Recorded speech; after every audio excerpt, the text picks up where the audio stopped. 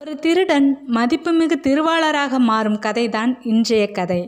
நல்ல பெயர் எடுக்க ரொம்ப வருஷம் ஆகும், ஆனால் கெட்ட பெயர் எடுக்க ஒரு நிமிடமே போதும் என்பார்கள். அப்படிதான் திருடன் என்று கெட்ட பெயர் எடுத்த இந்த திருடன் தன் வாழ்க்கையை நேர்த்தியாக கட்டமைத்து திருவாளராக மாற்றிக்கொண்டான். சரி, வாங்க கதைக்குள் செல்வோம். கதையில் உங்களுடன் இணைந்து பயணிக்கப் போவது நான் உங்கள் செல்வி ஜெயா. ஓர் ஊரில் உழவன் ஒருவனுக்கு 2 மகன்கள் இருந்தார்கள். இளைஞர்களான அவர்கள் இருவரும் ஒரு வீட்டிற்குள் புகுந்து திருட முயற்சி செய்தார்கள். அந்த வீட்டுக்காரன் அவர்கள் இருவரையும் கையும் களவுமாக பிடித்தான். ஊர் தலைவர் முன் கொண்டு வந்து நிறுத்தினான். இவர்கள் இருவரும் திருடர்கள் என்று எல்லோருக்கும் தெரிய வேண்டும். நம் ஊர் வழக்கப்படி இவர்கள் நெற்றியில் திருடன் என்பதன் முதல் எழுத்தான தீ என்ற எழுத்தை பொறிக்க வேண்டும் என்றார் தலைவர். அப்படியே அவர்கள் நெற்றியில் தீ என்ற எழுத்து பொறிக்கப்பட்டது. பிறகு அவர்கள் விடுதலை செய்யப்பட்டார்கள். ஐயோ, இப்படி நடந்துவிட்டதே! நெற்றியில் உள்ள எழுத்தை வாழ்நாள் முழுவதும் அழிக்க முடியாதே. திருடன் என்று எல்லோரும் நம்மை இகழ்வார்களே, என்ன செய்வது என்று இருவரும் புலம்பினார்கள்.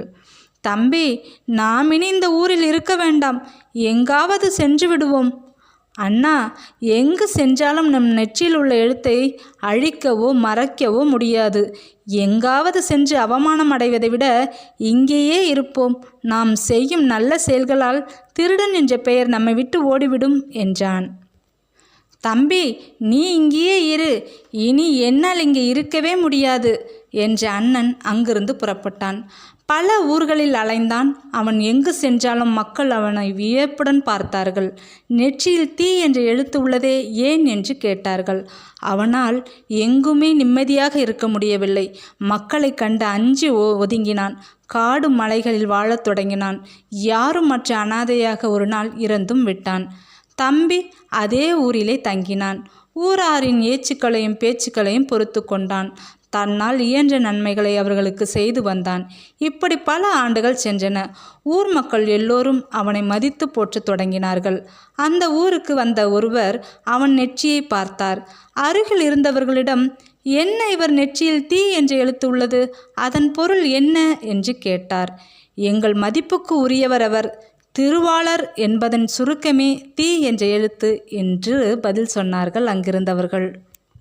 கதை முற்றும். மக்களே, கதை எப்படி இருக்கு? அவமானங்களுக்கு அஞ்சி ஓடாமல் வாழ்க்கையை திருடன் எதிர்கொண்ட விதம் நம் மனதை கொள்ளையிட்டது.